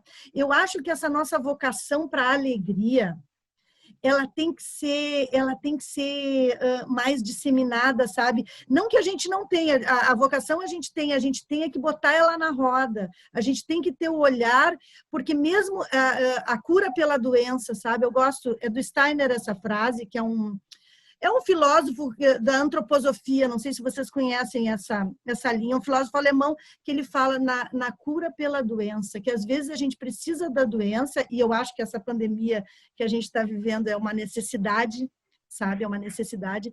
Era um freio de arrumação, né? Muitos têm dito que era necessidade de um freio de arrumação para um encaminhamento que a gente estava tendo de muita revolução, né, do que é ser humano, do que é ser humano. Né? Então, acho que esse freio de arrumação foi necessário. É uma possibilidade de evolução que a gente está tendo. Né? E eu acho que, de vez em quando, o ser humano é defrontado com isso, a gente não é privilegiado. Né? Então, me parece isso, sabe? Então, a doença, como na perspectiva da cura e da cura emocional e das outras curas que vêm em torno, que isso que eu acho muito bonito, sabe? E é isso que eu tento levar com os projetos que eu vou fazendo, e é isso que eu estou ouvindo que, na verdade, todo mundo que está envolvido com esse tipo de ação e que olha para o outro com esse olhar que a gente olha, é isso que a gente faz, né? Cada corrida dessas é também esse livro, que é também o encontro, o carnaval. Eu acho que é isso aí. E viva o carnaval, não só no Rio, mas também o carnaval que o Rio leva para Porto Alegre. Sabe que a gente exporta muito carnaval aí para sua terra, né, Cris? Bastante, muita coisa. Agora, sim, né? Sim, o Ferrugem morou aqui tanto tempo e aparece, tem muito bloco de carnaval que circula. Eu acho o carnaval a festa mais linda do mundo. E vai continuar, eu tenho certeza. E nós estamos no Razão Social hoje, batendo um papo com 2 convidados, mas também no primeiro bloco nós tivemos a participação do rabino Newton Bonder, que está lançando o livro A Cabala e a Arte de Preservação da Alegria. Ele participou do primeiro bloco e agora a gente segue aqui com os nossos outros 2 convidados. A Cris Dias, escritora e curadora do projeto Combina, e o Flávio Aguiar, professor de Educação Física e montanhista, contando aqui as suas peripécias, não só como professor de Educação Física, palestrante, mas também com a sua vida, o seu convívio com o diabetes, ou com a diabetes. Cris Dias, vamos lá. E depois eu pergunto para o Flávio também. Essa pandemia impactou muitas pessoas. Está mudando a vida de muitas pessoas e certamente também desligou a Kombi. Né? A Combina deu uma parada, como você já falou, teu projeto. Como é que você está vivendo esse momento? Você já falou algumas situações anteriormente, mas eu queria que você falasse, já pensasse e já colocasse para a gente o futuro. Como é que você vê ligar a chave dessa Kombi e de volta no momento em que as pessoas falam de novo normal? Você acha que esse novo normal vai ser diferente? Pois é. Sabe o que acontece? Claro, quem tem Kombi não gosta de ficar sozinho também, assim que nem o Flávio também não gosta é um gregário, também não gosta de ficar só. Eu não estou sozinha, né? Então, a Kombi, ela conta com artistas e brincadores que cada um tem os seus próprios projetos, né? Então, por exemplo, cada um de nós criou atividades e exploração de ambientes e de artes que pode ser feito dentro da sua casa. E essas dicas, essas mini aulas, a gente chama de Combinando Ideias, né? O projeto Combinando Ideias, ele foi para dentro das redes. Ele está lá dentro, principalmente do nosso Instagram, que se chama Projeto Combina com K, e ali vocês podem acessar, quem quiser, acessar inúmeras contações de história, inúmeras atividades de artes para fazer, um monte de atividades de música para fazer, de teatro para fazer, que está tudo disponível ali. É só acessar. Acessa, brinca, depois nos conta como é que foi a experiência, porque o que a gente teve que fazer? A gente teve que migrar. E eu acho que nessa migração a gente perde coisas, é claro, a gente perde alguns encontros, mas a gente ganha muitas coisas. Por exemplo, eu tenho a sensação que esse é um formato que vem para ficar. E, junto com ele, o nosso futuro, que já é presente, além dessas muitas atividades, toda semana a gente está botando uma atividade nova, que tem atividades para professores se inspirarem e também tem atividades para a gurizada fazer direto com mais autonomia, com materiais simples, com o que tem dentro de casa para fazer mesmo. E aí, o que acontece? A gente está criando o que a gente chama de cruzo. Eu uso esse termo, cruzo, inspirada num conceito do Luiz Antônio Simas, que é um carioca estudioso aí próximo de vocês, e o Simas usa o cruzo como essa ideia de como ele define a brasilidade, né? Então a gente usa cruzo, só que o nosso cruzo é com K. Por conta da Kombi, tudo nosso é com K. O nosso cruzo é o quê? É mistura de gente, artes e ideias. E esses cruzos, porque eu não gosto de chamar de espetáculo, porque não é espetáculo, eu não gosto de chamar de cinema, porque não é cinema, nem de teatro, porque não é teatro. É esse cruzo de todas essas linguagens e são performances que nós estamos apresentando dentro da plataforma, que é um pouco diferente, porque ela tem um roteiro, ela é baseada ou em livros ou em poemas, e o primeiro que a gente vai estrear é dia 19, e eu acho que, sinceramente, acho que é um formato é um formato de futuro, é um formato que vem para ficar. A nossa estreia é de um espetáculo afrocentrado, super preocupado com essa questão da ancestralidade e do racismo, e principalmente uma postura antirracista que a gente tem, e que se chama Ubuntu Resiste. Né? A gente conta com 4 artistas para fazer isso, que é Maurício Alves, Mateu Correia, Railine Vitória e Tainã Rosa. Os 4 são autores dos textos e a gente está botando na roda. Então, eu tenho a sensação que esse cruzo é um novo formato. Eu estou entendendo o futuro conectado pelas redes, mas como espaço de encontro real. A Kombi ela fica parada, mas a ideia da Kombi continua itinerando. Porque o importante, assim como eu acho que as histórias são anteriores e posteriores aos livros, os encontros talvez sejam posteriores à Kombi, posteriores à praça, né? Eu acho que um dia a gente vai voltar para as praças, mas enquanto a gente não volta, o importante é esse botãozinho, e esse botãozinho a gente pode acionar por esse quadrinho aqui onde a gente está. A gente pode conectar humanidades, né? Então, por isso que a gente tem esses projetos disponíveis dentro das nossas redes, e a gente tem esse projeto de futuro que é ainda arte, é isso que a gente não pode perder de vista. E você falou de Ubuntu, a gente tem muito orgulho, porque o canal Razão Social recebeu aqui no Rio de Janeiro, ano passado, o prêmio Ubuntu, que foi dado a gente, né, como canal destaque de canais alternativos no YouTube. E nós fizemos aí um trabalho muito bacana com a Paula Dias, que, aliás, mandar um beijo para a querida Paula Dias, que está aí surfando em ondas maravilhosas. Ela está no rádio e acabou de ganhar de presente para a sua comunidade, para os seus projetos sociais, uma biblioteca. Oi, Cadu! Olha quem tá aqui. Sou eu, Paula Dias, organizadora do Prêmio Ubuntu de Cultura Negra. Falar de Ubuntu, para mim, significa muito, enche meu peito de alegria. E a razão social é um Ubuntu. E eu estou aqui para te dar um spoiler sobre o que vai acontecer ano que vem no Prêmio Ubuntu de Cultura Negra. Acontecerá no Municipal, no Rio de Janeiro, onde iremos contar com uma orquestra nigeriana. Conto com a sua presença. E passo aqui também para te convidar para a inauguração das salas de leituras que irão acontecer aqui no município de São Gonçalo. Grande beijo. Paula Dias, você é uma querida. Estou com saudade de você.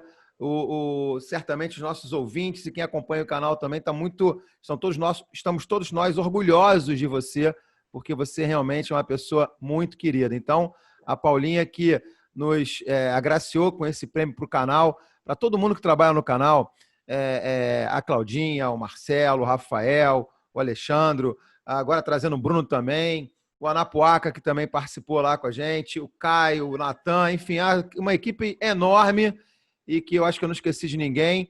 E, enfim, a gente teve muito carinho, ficamos muito orgulhosos de receber. Quando você cita um Ubuntu, eu logo remeto ao prêmio e a Paulinha Dias. E você falou do Simas também, eu já tive a oportunidade de entrevistá-lo. Aliás, você gosta de carnaval mesmo, hein? Você gosta de carnaval mesmo, porque o Simas é um especialista, ele é um cara que gosta muito de falar do tema e vale a pena procurá-lo também nas redes sociais. É um craque, um historiador, um escritor, enfim. Eu acho que hoje ele é um cara assim que ele está conseguindo misturar as principais brasilidades, como ele chama, as nossas principais sabenças, sabe? Ele é para mim, ele é muito referência no meu pensamento por conta desse cruzo que ele faz mesmo. Eu acho desse isso cruzo, muito bem. Essa foi Cris Dias, meu caro Flávio Aguiar. Vamos lá, vamos falar um pouquinho do que essa pandemia impactou você. Claro que montanha ficou mais distante, as corridas em rua e em longas distâncias também, mas você não parou. Você também se adaptou ao trabalho remoto. Então, fala para a gente aí como é que isso impactou e como é que você se virou nesse momento aí de quarentena. Bom, Cadu, realmente, para mim fez bastante diferença. Assim. Uma das coisas que eu fiz para me adaptar eu tenho vários equipamentos em casa porque eu trabalho com isso, né? Então, eu tenho equipamentos que eu posso usar para isso. Só que eu tive outras alternativas também. Então, uma coisa que eu estava fazendo para correr, porque a diabetes ela me exige uma frequência semanal de atividade física para ajudar no controle metabólico. Então, uma coisa que eu estava fazendo, além do exercício em casa, às vezes sair bem cedinho, enquanto as ruas ainda estavam vazias, para correr de máscara, correr pertinho de casa, em região onde ainda estava vazio, e voltava para casa para garantir aquela parte de exercício. E orientando pessoas que moram em diferentes lugares, e em alguns lugares dá para sair, outros não dá para sair, é uma característica que depende do local, né?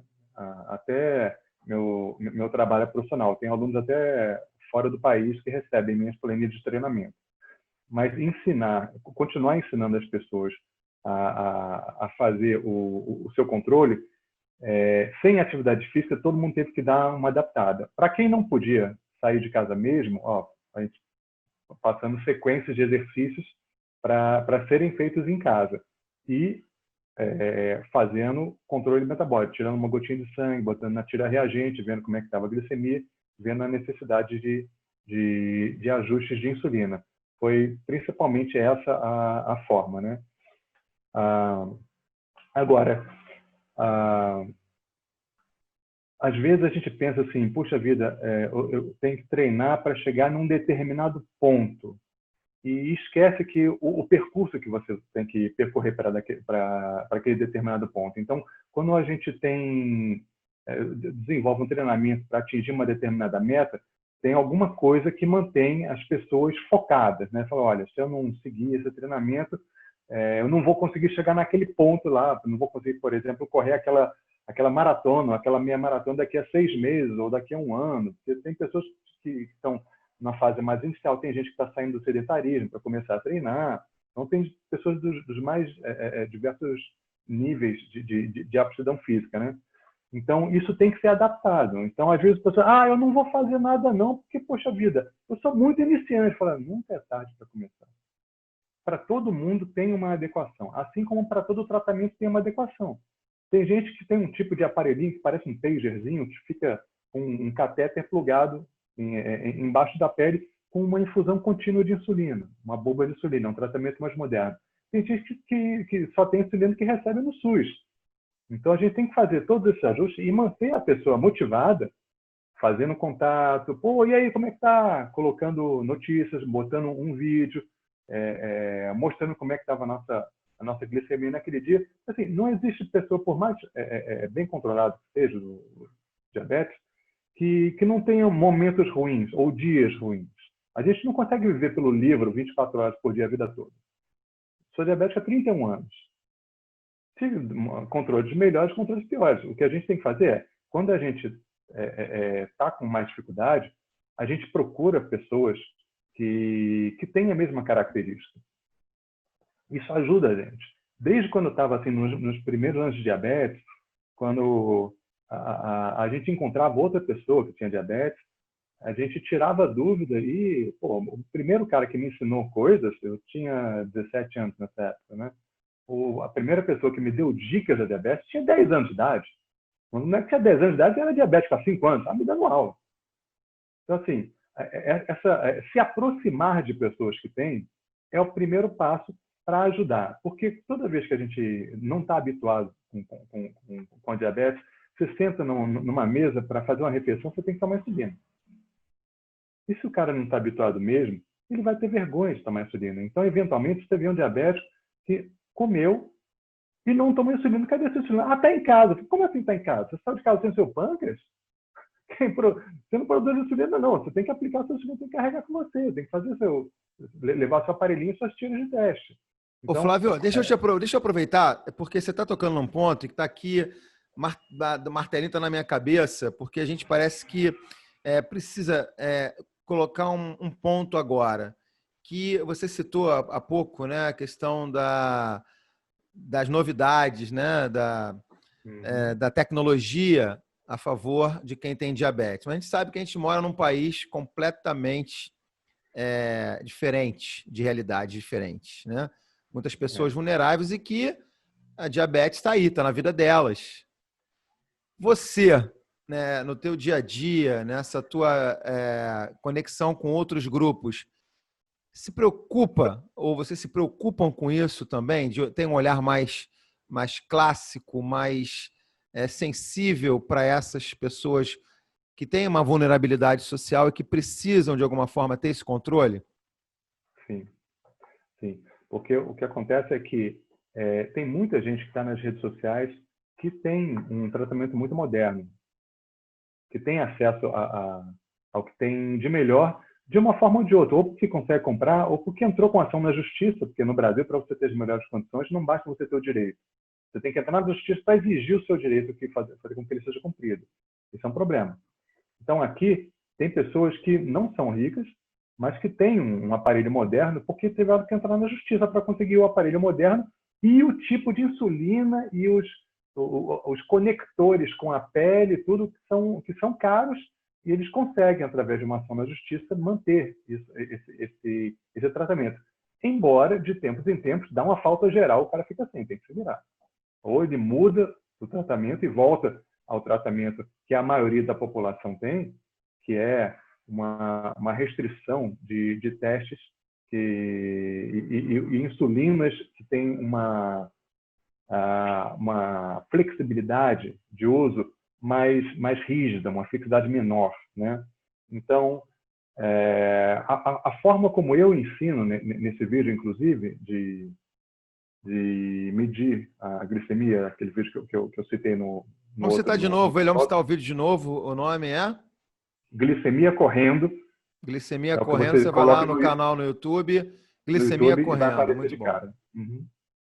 Em menos de 10 minutos você aprende isso daí. Bacana. Aí a pessoa fala, mas eu sou enrolado, puxa, eu não tenho essa coordenação motora. Calma, entra no meu Instagram, que cada momento eu estou colocando mais passo a passo para a pessoa desenvolver coordenação motora na mão, para ir aos poucos desenvolvendo essa capacidade. Mas o primeiro passo é perder medo.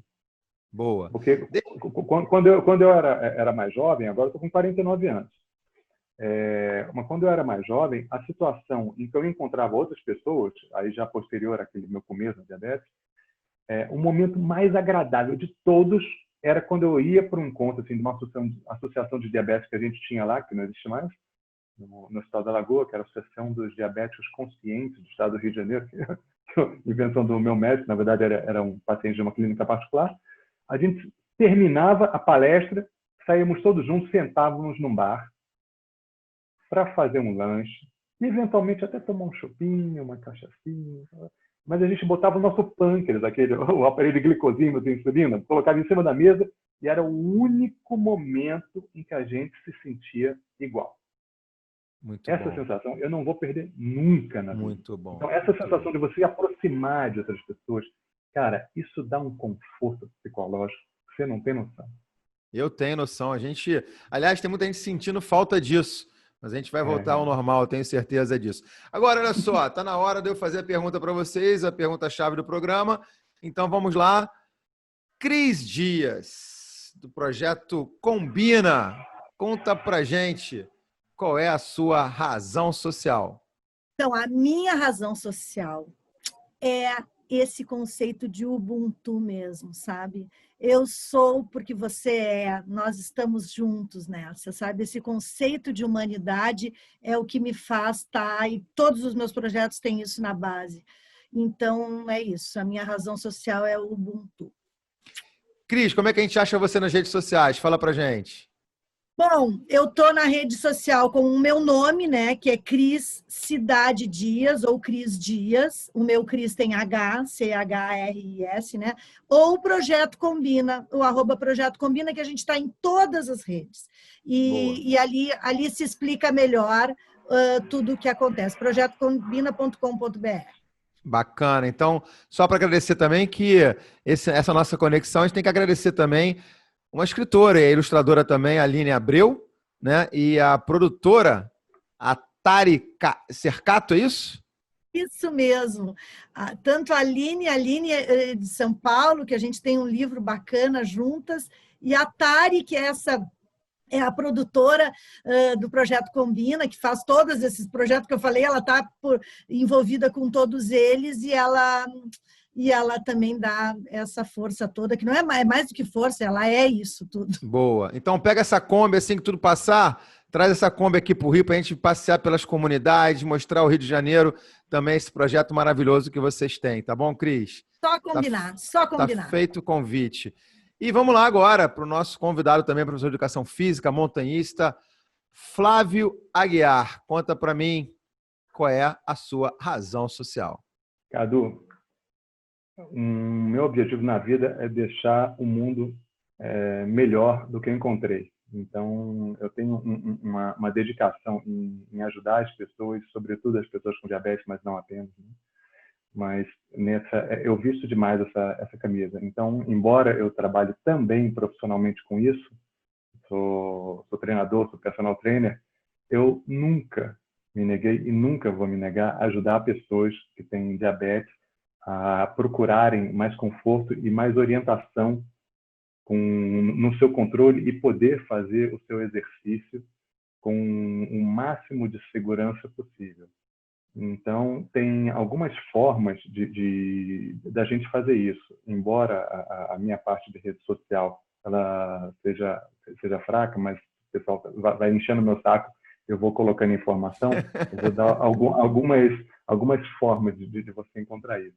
No Rio, eu também sou professor de uma assessoria esportiva, uma equipe de treinamento de corrida chamada Equipe Filhos do Vento, do qual o Marcelo também faz parte. Não, peraí, Filhos do Vento, nosso querido nosso jovem, para com isso. Exatamente, jovem, claro, Alexandre Lima. Agora o Alexandre já não tem nem mais desculpa para não encontrar com o jovem nos próximos momentos, já está abrindo um pouco mais aqui, então já falei para ele que eu vou lá ter assessoria Filhos do Vento para, quem sabe, entrar na equipe. Não vou correr igual a você, igual ao nosso diretor Marcelo Leite, mas eu vou dar minhas corredinhas, 1 quilômetro, 2 quilômetros e tal, e vou chegar lá. Mas, então, certamente, um abraço aí para o Alexandre, o jovem. Um passo à frente e você não está mais no mesmo lugar. Tá vendo? Muito bom, muito bom. Então, você está nessa assessoria, né? Ajuda também na assessoria Filhos do Vento. Isso. Então, os meus alunos do Rio, eles são atendidos por mim à distância. Mas essa assessoria, ela tem sempre uma preocupação social. Então, em fevereiro, o Marcelo Leite ajudou a gente a organizar isso. Foi um projeto idealizado pelo Alexandre. De 12 horas, nós tivemos lá. Vocês estiveram lá cobrindo, foi legal demais aquilo. Muito bom. E hoje, domingo, teve, acho que ainda não sei se ainda está podendo fazer upload, mas ao longo da semana teve a oportunidade de fazer inscrição para numa corrida virtual, em que a inscrição é baratinha, que era o Correndo pela Lívia, chamou o nome do projeto, mas a corrida tem outro nome.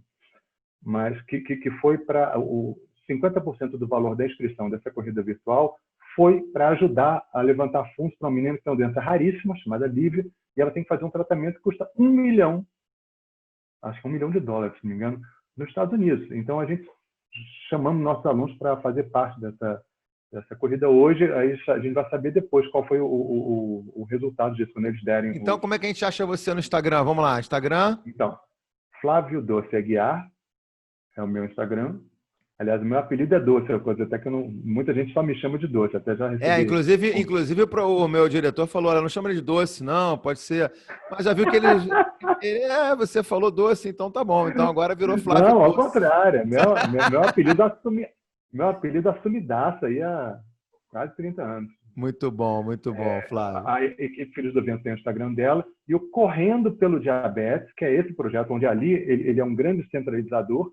A sede dele é em São Paulo, mas ele engloba a gente do país inteiro com ações em prol de pessoas com diabetes. Muito bom. Olha, sim, por favor, termina. Hoje à noite, domingo, 7h da noite, vai ter, já falei no comecinho, no nosso canal Diabetes e Desportes no YouTube, vai ter essa live que a gente vai fazer, que vai ter 1 hora de duração, onde nós vamos falar sobre a nossa experiência de passar por uma corrida de 281 quilômetros, 4 diabetes com diferentes tipos de tratamento. Vamos falar sobre isso hoje. Bacana. Então, para você que está acompanhando a gente nesse domingo de 7 às 9, assista hoje à noite, então, essa dica do Flávio. E depois, se estiver ouvindo em outras plataformas, quem sabe uma nova oportunidade você pode acompanhar também, já que o nosso programa vai ficar aí para a eternidade nas plataformas digitais. Cris Dias, Flávio Aguiar, muito obrigado pela participação de vocês. Fiquem bem. A Cris em Porto Alegre e o Flávio nas Minas Gerais. Muito obrigado mais uma vez. Foi um prazer bater papo com vocês, conhecer a história de vocês, conectar com vocês. E até uma próxima oportunidade, tá certo? Eu, Cadu Freitas e o Razão Social, nós voltamos na semana que vem. Até lá, fui, tchau, tchau!